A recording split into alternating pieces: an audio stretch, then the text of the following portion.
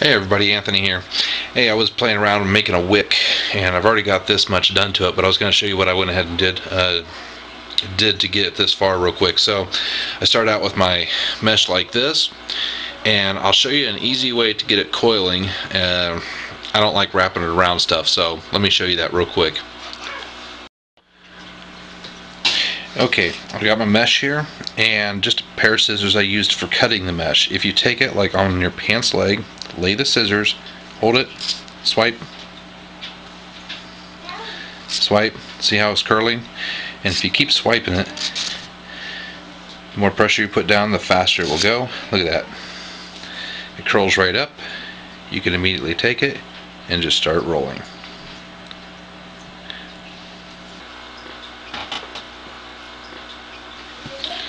Alright, after I got it to this point right here, I kept rolling it. Now this is obviously not that's going to go into it. This one's a little bit longer.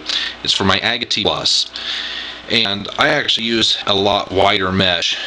I don't know if you can really see it or not, but I do a really small hole in the center. And I find it wicks better. I have more mesh in there. It seems to hold more juice, and it wicks faster with you fill in that center end more. So longer mesh, and you roll it tighter, that center hole gets smaller and smaller and smaller because there's so much mesh wound up.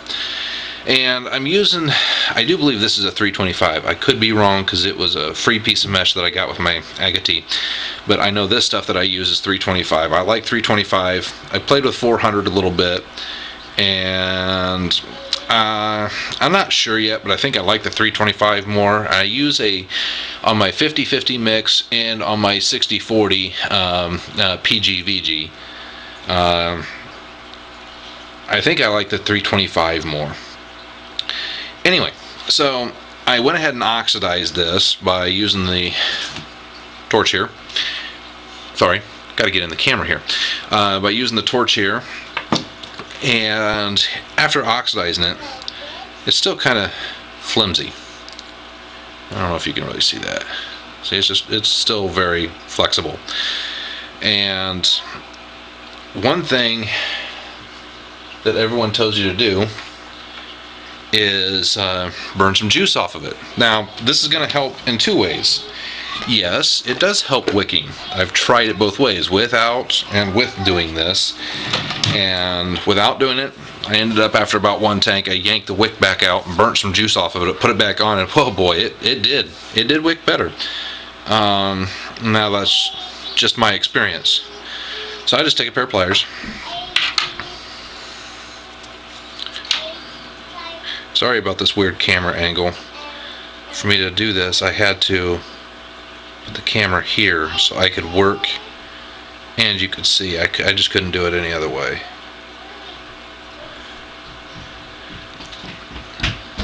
So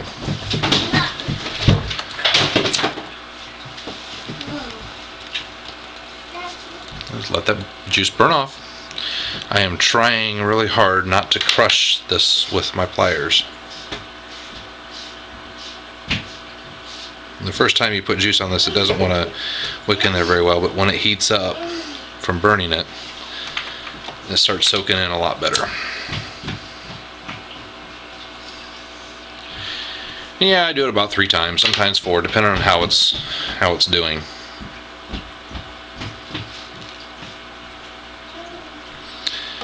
And if I didn't already say, this actually will make the mesh more rigid.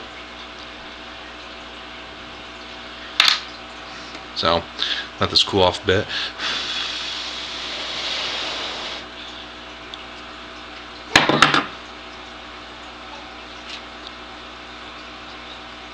I'm going to turn it around and get the other end there real quick.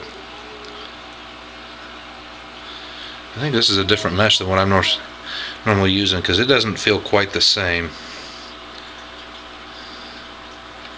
Nevertheless, I'm just going to show you how I do it though.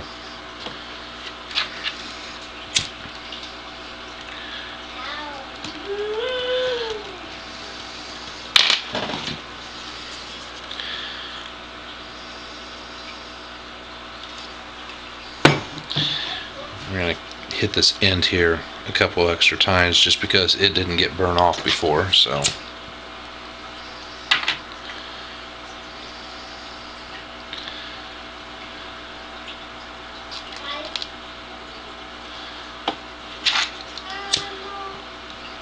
and one thing I do not do is I don't cut the end on them. I'm still experimenting with this. I have cut it where a 45-degree angle and everything. And I'm thinking that when you cut it, you're smashing the mesh in there so much that it actually prevents some of the wicking. So I'm going to be trying this wick, and hopefully I can give you an update. I'd like to do a full review on the AGA-T. I've had it now for over a month, and I haven't done a review on it. So I'm hoping that this will work better. Get the lighter out of the way here. After that, I take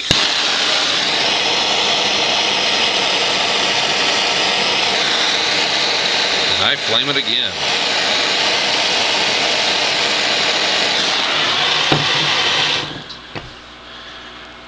Now it's returned kind of back to a grayish.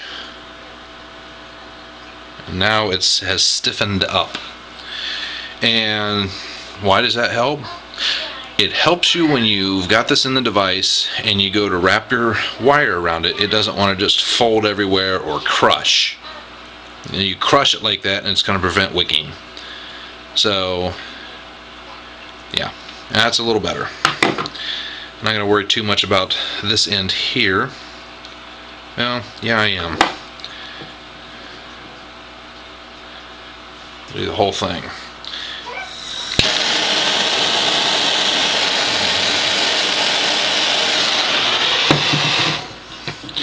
And after burning the juice off and then I flame it like that, it stiffens up.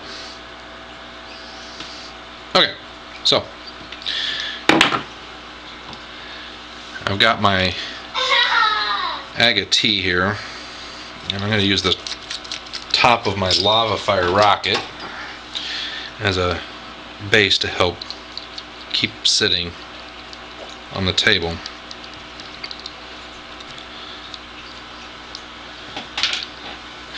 I don't have those nice little fancy bases that I see like Pete Brisardo, or is it Phil? Phil, I guess. He has some others have some. So, I'm going to take this off. I am going to take my screwdriver. I'm not going to discard this wick. I'm going to keep it. It just hasn't been performing. I'm going to redo this wick later. And I think I've did a video on how can I reuse my stainless steel mesh. Oops, damn. My screw. There we go.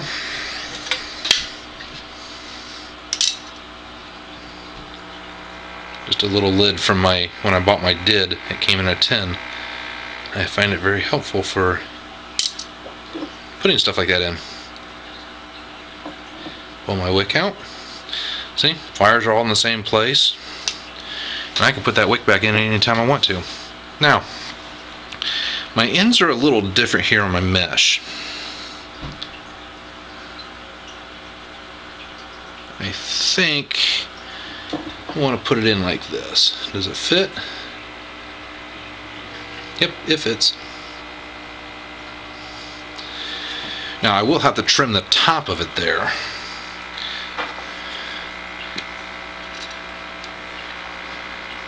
But how much am I going to trim off?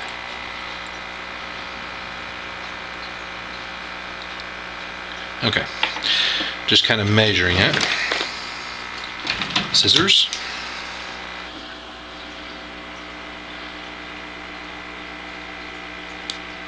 Uh-oh. I really gobbled that one up.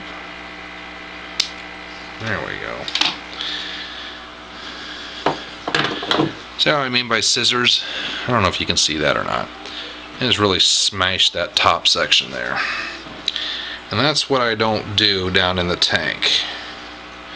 I'm just taking my pliers and trying to straighten that out.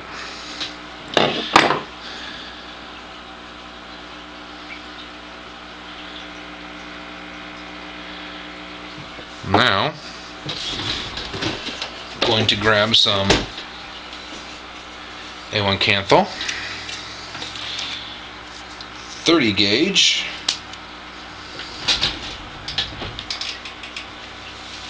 A1, okay, A1 canthal gauge here, and I have not invested in a 28 gauge. It looks good. I know a lot of people use it. I have been getting really good performance out of 30 gauge. I got 30, 32, and 34. And I'm playing around with the 32 in my AGA-T rebuilding. As soon as I figure out how to get all that done right, I already messed one up today. I'll do a video on it. I'm going to take it, wrap it around. So I like about the AGA-T Plus, the screw head is much bigger than on the did. It's a lot easier to trap the wire under there than it is for my did clone. Just going to take it, hold that wire down with my fingernail, run it around behind, push it down.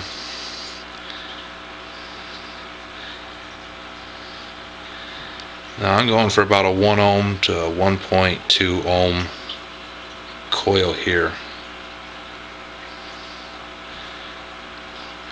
So we're doing a 4-3 wrap. Now, in my experimenting, as soon as I get this nut back on and in place, I'm going to show you something that I have found. Okay. Can you see this right here? Let me get a screwdriver to point. The distance between my coil and the center post. Most people say that is way too much. There's a long distance there.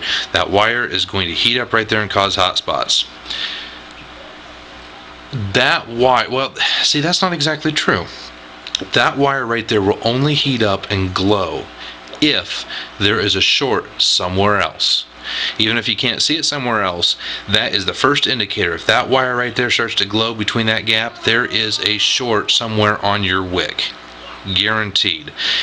I fought with that for months trying to figure out why that would happen because I knew it wasn't right. Knew I didn't have to shove that wick all the way over there to the center post.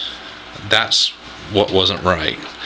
Because my wicks were bending over and they were wicking less. So take a pair of nail clippers and I cut off that one. The one down here, I leave it on. On the wick that I took off, you'll see I left it on. So when I put it back on the mod, or on the Genesis, this one goes back around that center post, lines it up. Then I can use this tail to drag it back underneath that negative if I need to. Helps me save it, and it's not in the way of anything. It's touching ground. Well, it's already touching ground with the screw, so it's not hurting anything. If it was sticking out, I'd trim it back to about right there. Gives you a nice little tail you can work with if you ever have to take it out and put it back in. Okay, so there is that.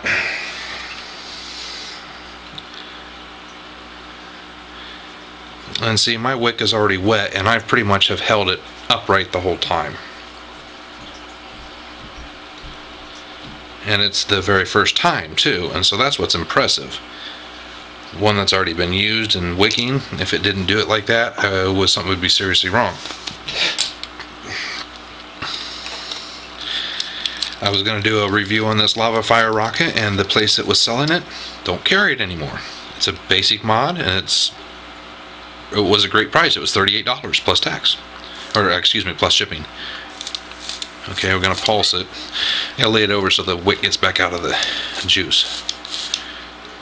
I'm pulsing it and looking at.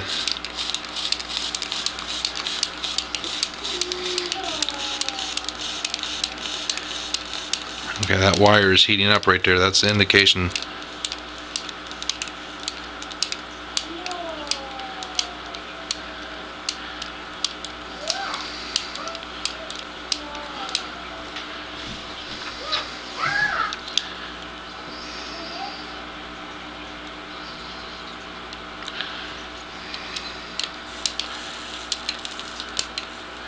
And there is still a short somewhere.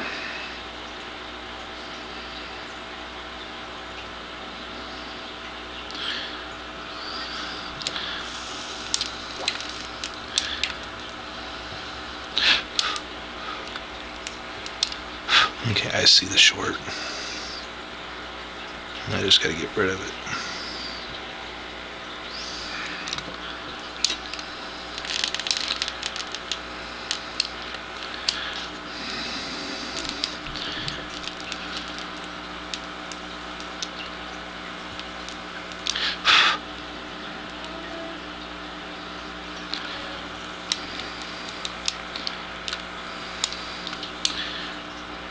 This bottom one is not lighting up at all yet. There we go. Now I don't know if you can see that. These center ones are glowing before that wire over here starts glowing. That's the way it should look. The heat will start here in the center, and then it will travel down this wire. It should never start at this wire and then travel out. If it does that, you've got a short. See? It might be really fast, but watch it. It'll start here and then travel down.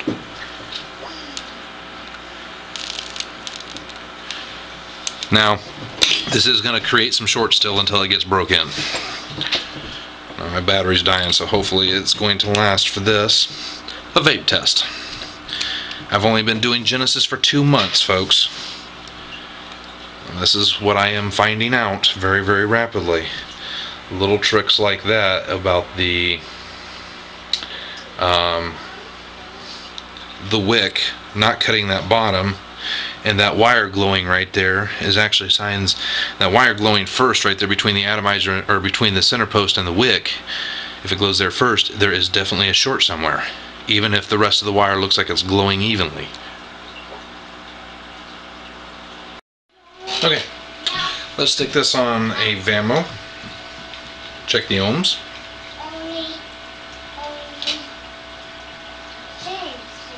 1 ohm right there. Hope you can read that, and if you can, I'm sorry. It says 1 ohm even. Let's give her some vape tests. This is on my homemade Captain e-juice, knocked off of a pipe tobacco.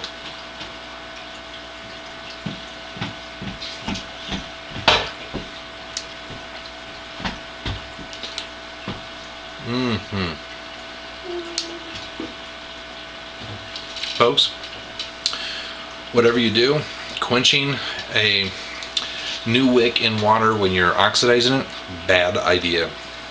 It will take 2 to 3 mils to get rid of the nasty dirt taste, and I do mean dirt taste. I don't know how to describe it any other way. That you'll get from doing that. I discovered that when I first started building them for the did clone, and it almost threw me off of Genesis. I just didn't want to ever go through it again, but I gave it a second tank and it started clearing up. 2 to 3 mil it took. It was terrible.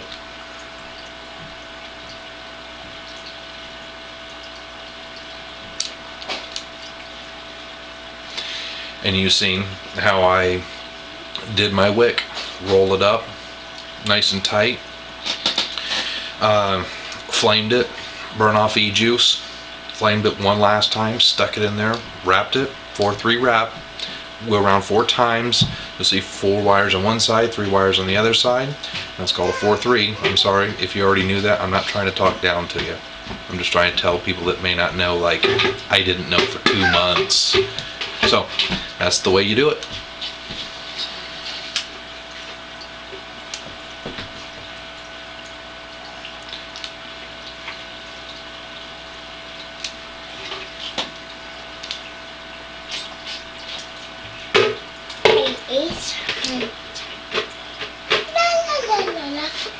Yes, my daughter. Anyway, she's the reason why I quit smoking. Well, one of 3 reasons. I have 2 other kids. Anyway, she's not supposed to be in here right now, but anyway, as you can tell, I took some chain vapes there. It is wicking like a beast, and you can see my level is down here. It is not full. I've got less than 1 mil in here, and it is wicking good.